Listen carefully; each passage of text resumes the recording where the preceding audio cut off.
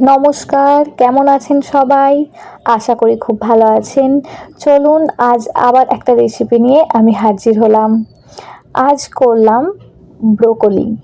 ব্রোকলির ঝোল নয়, আজ করলাম ব্রোকলিটা একটু ভাজা। নিয়েছি ব্রোকলি, কিছুটা শিম, কিছুটা গাজর, পেঁয়াজ, ছিল কিছুটা মটরশুঁটি আর আদা কুচনো।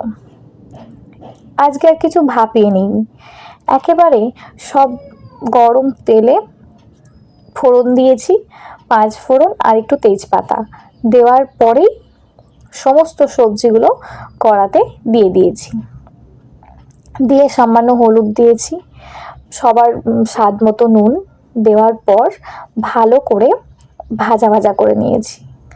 কিছুটা ভাজা ভাজা হয়ে গেলে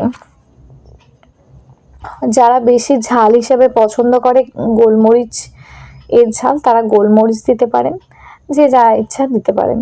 তারপর কিছুটা রসুন কুচি কুচি করে রেখেছিলাম, এবার কুচি কুচিগুলো করে রসুনটাও দিয়ে দিয়েছি।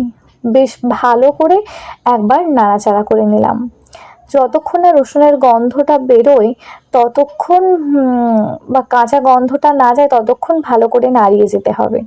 দেখুন এরকম ব্যাপারটা হয়েছে। এবার এরপর আদা দিয়ে দিয়েছি, আদা কুচনোটা রসুনের কাঁচা গন্ধটা যাওয়ার পর দুজনেরই বেশ একটা সুন্দর সেন্ট বেরিয়েছে।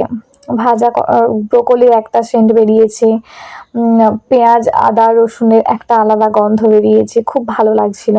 আজকে একটু অন্যরকম লাগছিল অন্য দিনের তুলনায়, একটু জলও বেরিয়েছে কিছুটা।